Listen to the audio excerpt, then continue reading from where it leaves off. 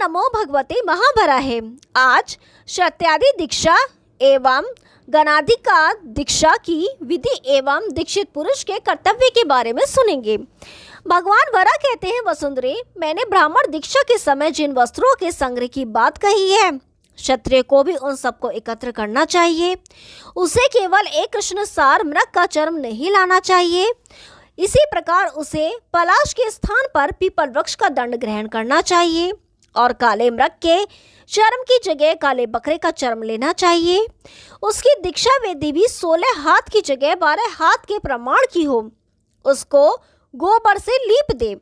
तदंतर गुरु के पैरों को पकड़कर वह कहे, विष्णु, मैंने संपूर्ण शस्त्रों एवं क्षत्रिय की क्रूर कर्मों का परित्याग कर दिया है और अब मैं आप विष्णु स्वरूप गुरुदेव की शरण में आ गया हूँ। आप जन्म मरण रूपी संसार सागर से मेरा उद्धार कीजिए। इस प्रकार गुरु से प्रार्थना कर उनमें मेरी भावना करते हुए उनके दोनों चरणों को पकड़कर कहे, देव देव वराह, अब मैं शस्त्र का स्पर्श नहीं करना चाहता और न अब मैं किसी की निंदा ही करूंगा। आपने वराह रूप धारण कर संसार सागर से मुक्त होने के लिए जिन कर्मों को करने का निर्देश किया है, अब मैं वही करने के लिए तत्पर हूँ। तत्पश्चात पूर्ण निर्दिष्ट विधि के अनुसार ही अनेक प्रकार के चंदन, धूप एवं पत्र आदि उपकरणों से सबकी पूजा कर दीक्षा ग्रहण करें। दीक्षा लेने के बाद शुद्ध भगवत भक्त पुरुषों को भोजन कराना चाहिए। क्षत्रिय की दीक्षा के लिए निश्चित विधि है। सुंदरी, अब वैश्य की दीक्षा की विधि बतलाता हूँ। वैश्य का साधक जिस प्रकार सिद्धि प्राप्त कर लेता है उसे सुनो। वह भी पूर्ववत सभी सामग्रियों को एकत्र कर 10 हाथ की चौकोर वेदी बनाए और पूर्वोक्त नियमानुसार उसे गाय के गोबर से लीप दे। फिर बकरे के चर्म से अपने शरीर को वेदिष्ट कर दाहिने हाथ में गूलर का दातुन लेकर शुद्ध भगवत भक्त पुरुषों की 3 बार प्रदक्षिणा करें। फिर गुरु के सम्मुख घुटने के बल बैठकर कहे, भगवान, मैं वैश्य हूँ। मैं संपूर्ण सांसारिक प्रपंचों का परित्याग कर आपकी शरण में आया हूँ। आप प्रसन्न होकर मुझे संसार बंधन से मुक्त करने वाला मंत्र देने की कृपा करें। मेरा भक्ति रूप प्रसाद पाने की इच्छा वाला वह वैश्य इस प्रकार मेरी प्रार्थना कर गुरु के चरणों का स्पर्श करे। साथ ही कहे, गुरु, इस समय मैं आपकी कृपा से वैष्णवी दीक्षा प्राप्त करने के लिए प्रस्तुत हुआ हूँ। इसके बाद भगवत भक्त पुरुषों के सामने उनमें देवता की भावना करके अभिवादन करे। इसके पश्चात जिसमें किसी प्रकार के अपराध का भागी ना होना पड़े ऐसा भोजन करना उचित है। पृथ्वी, अब द्विजेत्रों की दीक्षा की विधि बतलाता हूँ। जो यह दीक्षा लेता है उसके फलस्वरूप संपूर्ण पापों से उसकी मुक्ति हो जाती है। दीक्षा की इच्छा रखने वाले को चाहिए कि संपूर्ण संसार के उपयोगी जिन द्रव्य को मैं पहले कह चुका हूँ वह भी उन्हीं सभी का सम्यक प्रकार से संग्रह करे और 8 हाथ के प्रमाण की चौकोर वेदी बनाकर उसे गोबर से लीप दे। उसके लिए नीले बकरे का चर्म एवं बांस का दंड तथा नीला वस्त्र ही उपयुक्त है। इस प्रकार इन वस्तुओं का संग्रह कर पूर्वोक्त विधि से दीक्षा का कार्य संपन्न कर वे मेरी शरण में आकर कहे, भगवान, मैंने अब आपके अपवित्र कर्म तथा अभक्ष्य भक्षण का परित्याग कर दिया है। फिर गुरु के चरणों को पकड़कर कहे, प्रभु, भगवान श्री हरि की मुझ पर कृपा हो गई है। उनकी प्रसन्नता से पहले की भांति गोपनीय मंत्र मुझे प्राप्त होने का अवसर मिला है। आप मुझ पर प्रसन्न हो जाएं। तत्पश्चात 4 बार गुरु की प्रदक्षिणा कर उन्हें प्रणाम करें। फिर चंदन एवं पुष्प से गुरु की पूजा कर भक्तों के नियम के अनुसार भोजन कराएं।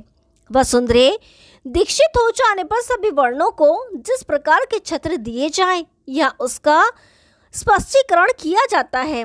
ब्राह्मण के लिए श्वेत, क्षत्रिय के लिए लाल, वैश्य के लिए पीला तथा द्विजेतर के लिए नीला छत्र छाता देने की विधि है। पृथ्वी बोली, केशव, सभी वर्णों के न्यायानुसार प्राप्त होने वाली दीक्षा मैं सुन चुकी। अब मैं यह जानना चाहती हूँ कि आपके कर्म में सदा संलग्न रहने वाले दीक्षित पुरुष के कर्तव्य क्या है। भगवान वरा बोले, कल्याणी, तुम जो बात पूछती हो उसका गूढ़तम सार तथा रहस्य युक्त उत्तर तो यह है कि वस्तुतः दीक्षित व्यक्ति को निरंतर एकमात्र मेरा ही चिंतन करना चाहिए। महाभागे गणांती का दीक्षा का रहस्य अत्यंत गोपनीय वस्तु है और इसे मेरा ही स्वरूप समझना चाहिए। विशालाक्षी मेरी भक्ति में लगे रहने वाले दीक्षित पवित्रात्मा व्यक्ति को विधि पूर्वक मंत्र के द्वारा इसे ग्रहण करना चाहिए। जो भगवत भक्त होकर इस दृष्टि जनित या स्पर्श जनित गणाधिका दीक्षा को ग्रहण करता है, उसके लिए और कोई कर्तव्य कार्य शेष नहीं रह जाता। उसके लिए दीक्षा ही सर्वफलदायिका होती है। किंतु सुंदरी, जो व्यक्ति केवल कान से ही सुनकर मंत्रों की दीक्षा ग्रहण करता है, उसे आसुरी दीक्षा कहते हैं।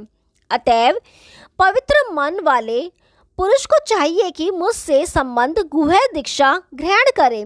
जो बुद्धिमान पुरुष इस दीक्षा के सहारे मेरा ध्यान स्मरण करता है, उसने मानो हजारों जन्मों तक मेरा ध्यान चिंतन कर लिया, ऐसा समझना चाहिए।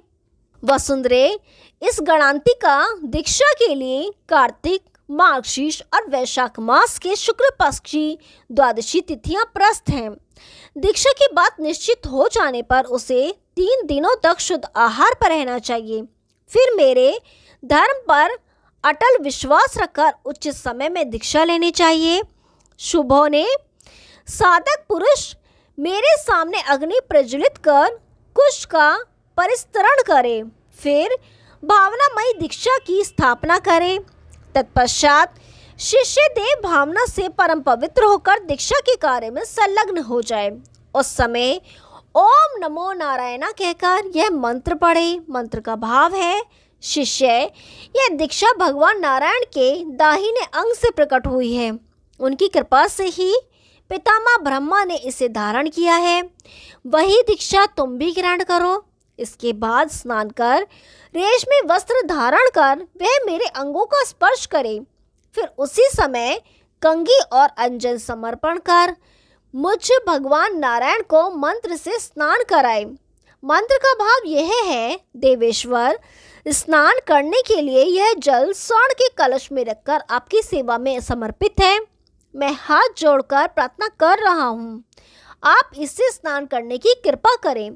फिर ओम नमो नारायणा का उचित उच्चारण कर कहे, माधव, आपकी कृपा के बल पर गुरुदेव की दया से यह मंत्रमयी दीक्षा मुझे प्राप्त हुई है।